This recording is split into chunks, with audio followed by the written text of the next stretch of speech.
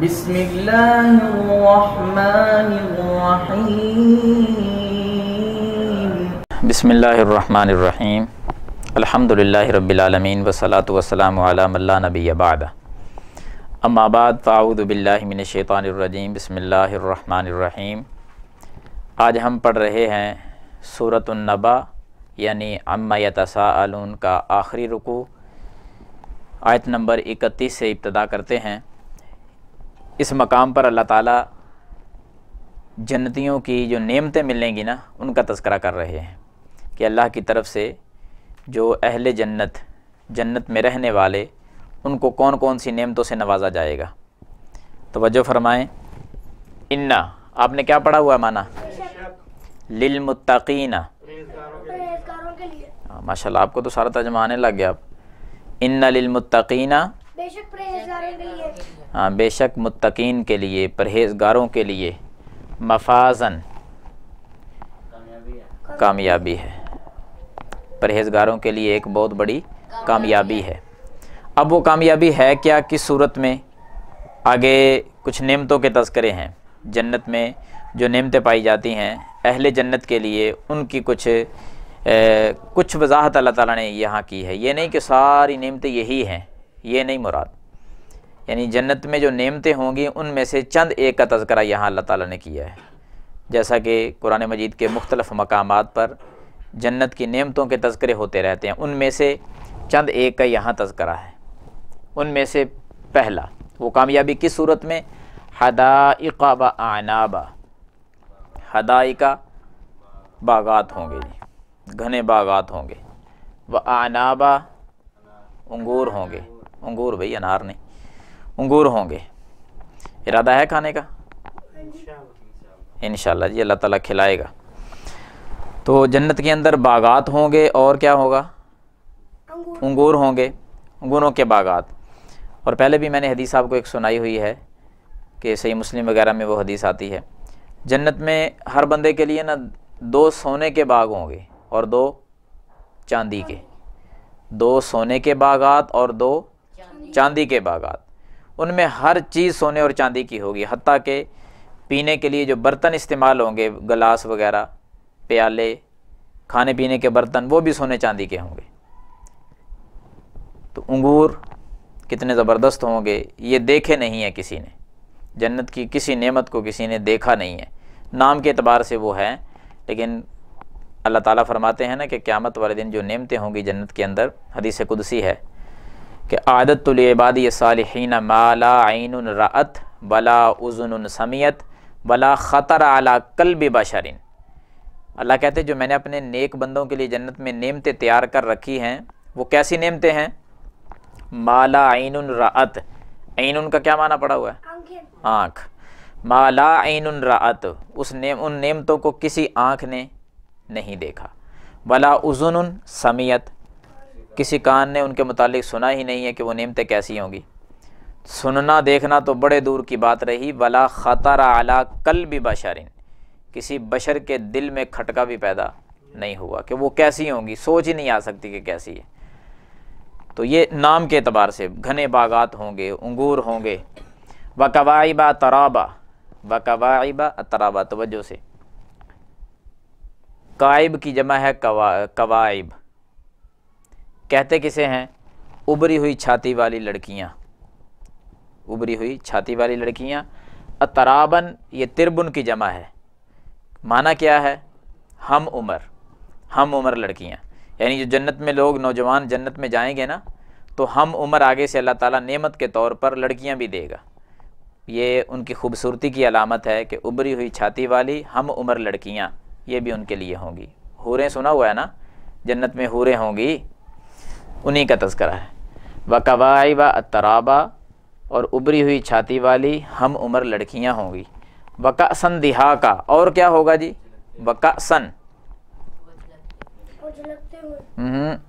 لفظ غلط پڑھ رہے ہیں، جھلکتے نہیں ہے، چھلکتے لفظ ہے، بھرا ہوا پیالہ، کأسن کہتے ہیں پیالے کو، اور دہاقن کا معنی ہے بھرا ہوا، چھلکتا ہوا۔ برتن بھرا ہوا ہو تو وہ چھلکتا ہے نا، پانی باہر کو گرتا ہے، اس طرح بھرے ہوئے پیالے ہوں گے جی۔ وکأسن دہاقا، اور بھرے ہوئے چھلکتے ہوئے کیا چیز؟ پیالے، جام، جن کے اندر بہترین قسم کی وہ کیا نام ہے جی، شراب، شرابن طہورا وہ ہوگی، وہ ان کو پلائی جائے گی۔ لا یسمعون فیہا لغوا ولا کذابا، یہ 3 آیات کے اندر جنت کی نعمت کا تذکرہ ہوا ہے۔ آگے مزید جنت کی نعمتوں ہی کا تذکرہ ہو رہا ہے، توجہ فرمائیں۔ اب میں دوبارہ سے وہ ترجمہ ان 2 آیات کے پڑھنے سے پہلے یہ دہراتا ہوں، آپ سے سنتا ہوں، آپ نے بولنا ہے۔ ان للمتقین، بے شک پرہیزگاروں کے لیے، بے شک پرہیزگاروں کے لیے یا متقین کے لیے، مفازن کامیابی ہے۔ متقین کے لیے کیا ہے بھائی؟ کامیابی ہے۔ وہ کس صورت میں؟ آگے جنت کے نعمتوں کے تذکرے ہیں کہ یہ ہوگا اس کے لیے۔ نمبر 1 حدائق و اعنابا، بات ہوں گے انگوروں کے، ہاں باغات ہوں گے، و اعنابا اور انگور ہوں گے، انگوروں کے نہیں علیحدہ علیحدہ چیز ہے، باغات ہوں گے، و اعنابا اور انگور ہوں گے، بکوائبا ترابن، بکوائبا ابری ہوئی چھاتی والی لڑکیاں، الترابن کم عمر نہیں، ہم عمر یعنی جتنی عمر بندوں کی ہوگی اتنی عمر والی آگے سے اللہ تعالیٰ دل بہلانے والی حوریں بھی دے دے گا، ان کی خوبصورتی کی علامت ہے۔ وکأسن دہاقا، مزید کیا ہوگا جی؟ چھلکتے ہوئے پیالے، بھئی میں نے پہلے بولا ہے چھلکتے ہوئے بولو، آپ جھلکتے ہوئے، جھلکتے ہوئے کیا ہوتا ہے؟ یعنی بھرے ہوئے پیالے، شرابن طہورا، پاکیزہ شراب ان کے اندر ہوگی، ایک ایک گھونٹ میں 70 ذائقے اللہ تعالیٰ منہ میں ڈالے گا، زبردست قسم کی شراب وہ پینے کے لیے۔ وکأسن دہاقا، اور چھلکتے ہوئے پیالے ہوں گے، جام ہوں گے۔ اچھا جنت میں ہوگا کیا پھر؟ لا یسمعون فیہا لغوا ولا کذابا، یہ دنیا کی بیماریاں نہیں ہوگی ادھر سے گالیوں کی آوازیں آتی ہیں، کس طرف سے کوئی بہودہ آوازیں سنائی دیتی ہیں۔ لا یسمعون فیہا، وہ نہیں سنیں گے اس میں، لا یسمعون وہ نہیں سنیں گے، فیہا اس جنت کے اندر، لغون بہودہ بات، کوئی گندی بات، بہودہ بات جنت میں نہیں سنیں گے، ولا کذابا اور نہ ہی جھٹلانا، یہ تذکرہ ہی نہیں ہوگا وہاں کہ کوئی کسی نے جھٹلا دیا، کوئی انکار کر دیا کسی نے، نہ، سوال ہی پیدا نہیں ہوتا، ہر کوئی ماننے والا۔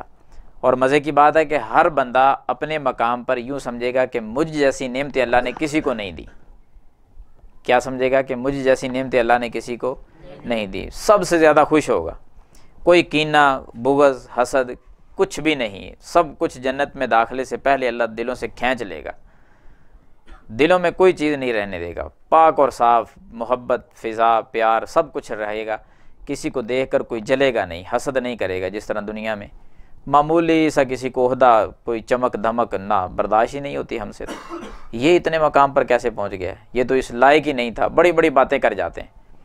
جنت میں کچھ نہیں، جنت کے اندر پیار محبت کی فضا ہوگی، بھائی بھائی ہوں گے سارے ہی، مسندوں پہ تکیے لگا کر ایک دوسرے کے سامنے بیٹھے ہوں گے، ہر چیز ملے گی، وَلَهُمْ فِيهَا مَا يَشَاءُونَ، جو وہاں چاہیں گے وہ ان کو ملے گا، جو پسند کر لیں گے، یہ چیز مجھے ملنی چاہیے جی، ارادہ ہی کرو وہ چیز سامنے آ جائے گی۔ بس یہ تھوڑی سی دنیا بچا کر گزارنی پڑے گی، جنت میں سب کچھ ملے گا۔ جزاء من ربک عطاء حسابا، اللہ تعالیٰ فرماتے ہیں جزاء بدلہ، من ربک تیرے رب کی طرف سے، تیرے رب کی طرف سے بدلے میں، عطاء ایسی عطا ہے، ایسا تحفہ ہے، حساباً جو کافی ہے، ایسی عطا ہے کہ جو کافی ہے۔ یہ جو اوپر چیزیں بیان ہوئی ہیں نا، یہ تیرے رب کی طرف سے عطا ہے، نعمتیں ہیں جنت کی، اور ایسی عطا ہے کہ یہ کفایت کر جائے گی، کافی ہوگی۔ بندے کو جنت مل گئی تو اور کیا چاہیے، سب کچھ ہی مل گیا، جنت میں ہر چیز ہوگی۔ ایک صحیح بخاری میں ایک واقعہ بھی آتا ہے نا کہ ایک بندہ جو ہے نا وہ یہ چاہے گا کہ زمین ہو، زمیندار کسان ہوگا نا، کہ جنت کے اندر بھی وہی چاہت کرے گا، زمین ہونی چاہیے، بیل ہونے چاہیے، ہل ہو، چلائیں زمین کے اندر، اللہ تعالیٰ اس کو دے دے گا، جنت کے اندر یہ بھی مل جائے گا، بیل بھی مل جائیں گے، ہل چلاتے رہو، زمین کاشت کرو، جو فصل آپ نے کرنی ہے وہ کرتے رہو، یعنی جو چاہو گے جنت کے اندر وہی ہوگا۔ مزید ہوگا کیا کیا وہ میں نے حدیث آپ کے سامنے پڑھ دی ہے کہ کسی آنکھ نے دیکھا ہی نہیں۔ صحیح مسلم کی ایک اور حدیث ہے نا کہ جب جنتی جنت میں داخل ہو جائیں گے تو آواز دی جائے گی، آواز لگانے والا ایک منادی کرے گا، اعلان کرنے والا کیا کرے گا بھائی کہ اے جنت میں رہنے والو، پہلا انعام اللہ کی طرف سے یہ ہے کہ تم ہمیشہ زندہ رہو گے، کبھی تم پر موت نہیں آئے گی۔ دوسرا انعام یہ ہے کہ اے جنت میں داخل ہونے والو، ہمیشہ ہمیشہ تم تندرست رہو گے، کبھی بیماری تمہارے قریب نہیں آئے گی، سر میں درد بھی نہیں ہوگی کبھی بھی، ہمیشہ تندرست رہنا ہے۔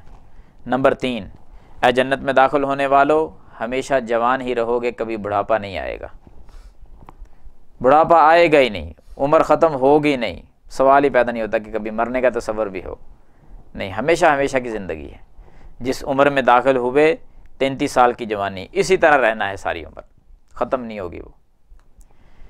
ایک اعلان اور بھی ہوگا کہ اے جنت میں داخل ہونے والو، ہمیشہ خوشحال رہو گے، کبھی بدحال نہیں ہوں گے، یعنی کبھی پریشانی نہ، بدحالی نہ، سوال ہی پیدا نہیں ہوتا، ہمیشہ خوش رہو گے، ہمیشہ خوش رہو گے، ہمیشہ جوان رہو گے، اور ہمیشہ تندرست رہو گے، ہمیشہ زندہ رہو گے، بدحالی نہیں، بیماری نہیں، بڑھاپا نہیں، موت نہیں۔ سمجھ آ گئی؟ یہ جنتی انعامات ہیں۔ مزید آخر پہ بات ہی ختم کر دینا کہ ایسی ایسی نعمتوں سے نوازوں گا کہ کسی آنکھ نے دیکھا ہی نہیں، کسی کان نے ان کے متعلق سنا ہی نہیں، کبھی کسی دل پہ ان کا کھٹکا بھی پیدا نہیں ہوا کہ وہ کس طرح کی ہوں گی، ایسی نعمتوں سے نوازوں گا۔ شرط کیا ہے بھائی؟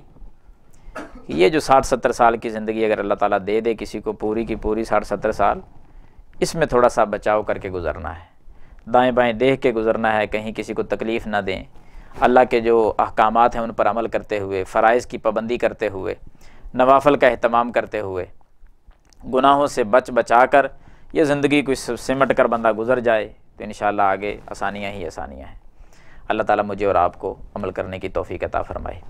اسلامی عقیدے کے متعلق آج کا سوال، آپ اسلامی عقیدہ نکالیں، دیکھیں کون سا سوال ہے آج۔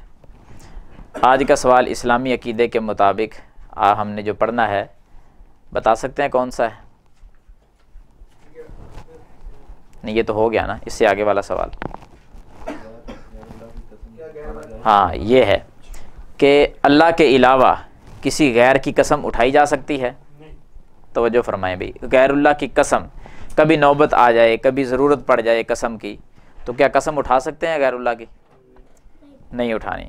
جس طرح ہمارے معاشرے کے اندر ہے نا، بڑی بڑی بات کہی جاتی ہے نا، تجھے ماں کے دودھ کی قسم، یہ نئی قسم نکل آئی ہے ہمارے معاشرے میں، ماں کے دودھ کی قسم اٹھا دیجیے، تجھے تیری ماں کی قسم، باپ کی قسم، پیر صاحب کی قسم، فلاں کی قسم، یہ سب فضول قسمیں ہیں، غیر اللہ کی قسمیں ہیں۔ یہ تو صحیح بخاری میں حدیث ہے کہ آپ صلی اللہ علیہ وسلم نے فرمایا، جب تمہیں نوبت یہاں تک پہنچ جائے کہ قسم اٹھانی پڑے، قسم اٹھانی درست ہے، کوئی کبھی ایسا مسئلہ بن جاتا ہے کہ قسم اٹھانی پڑتی ہے، اگلا بندہ کوئی دعویٰ کر دیتا ہے، دلیل اس کے پاس نہیں ہوتی، تو جس پہ دعویٰ کیا گیا ہے اس نے قسم اٹھا کے بری ہونا ہے۔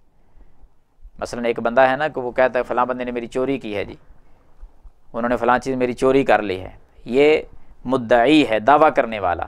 اصول یہ ہے کہ مدعی گواہ لے کر آئے کہ اس نے چوری کی ہے جی، میرے پاس یہ 2 گواہ موجود ہیں جنہوں نے دیکھا ہے، وہ گواہی دے دیتے ہیں تو بس پھر مدعا علیہ، جس پر دعویٰ کیا گیا، جس کے مطابق کہا گیا کہ اس نے چوری کی، اس سے بات نہیں پھر پوچھی جائے گی۔ ہاں، اگر مدعی کے پاس گواہ نہیں ہے، اکیلا ہی ہے، تو پھر اصول یہ ہے کہ جس پر آپ نے بات کہی ہے نا، جس کو ملزم بنایا ہوا ہے، اس سے قسم کا مطالبہ کرو کہ وہ قسم دے کہ میں سچا ہوں، وہ قسم دے دے گا، بس اسی پہ بات ختم ہو جائے گی پھر۔ ہاں، ایسی نوبت بن گئی قسم اٹھانے کی، تو کس کی قسم اٹھانی ہے؟ صحیح بخاری، آپ صلی اللہ علیہ وسلم نے فرمایا جب قسم تک بات پہنچ جائے تو پھر قسم کس کی اٹھاؤ؟ اللہ کی قسم اٹھاؤ، کسی غیر کی قسم نہیں اٹھانی۔ جس نے غیر کی قسم اٹھائی، سنن نبی داؤد کے اندر حدیث ہے، آپ صلی اللہ علیہ وسلم نے فرمایا جس بندے نے غیر اللہ کی قسم اٹھائی فقد اشرک، اس نے شرک کیا ہے۔ جس نے غیر کی قسم اٹھائی اس نے کیا کیا؟ شرک کیا ہے۔ قسم اللہ کی ہے۔ ہاں، اس کے ساتھ ساتھ ملتی جلتی دوسری باتیں کہ اللہ کی جو صفات ہیں ان کی بھی قسم اٹھائی جا سکتی ہے، اللہ کی ذات کی بھی اور اللہ کی صفات کی بھی۔ رحمان کی قسم، اللہ تعالیٰ سمیع بصیر ہے، اس کی قسم۔ اسی طرح قرآن مجید ہے، مثلا یہ قرآن ہے نا، قرآن اللہ کی صفت ہے، اس لحاظ سے قرآن کی قسم اٹھائی جا سکتی ہے کہ کیونکہ یہ کلام الہی ہے، اللہ کی کلام ہے، اللہ کی صفت ہے، اللہ کے صفت ہونے کے لحاظ سے قرآن کی قسم جائز ہے، باقی مخلوق میں کسی کی قسم نہیں جائز، نہیں اٹھانی چاہیے، صرف قسم کس کی ہے؟ اللہ کی۔ ہاں تو یہ یاد رہے گی بات انشاءاللہ جی۔ سبحانک اللہم و بحمدک، اشہد ان لا الہ الا انت، استغفرک و اتوب الیک۔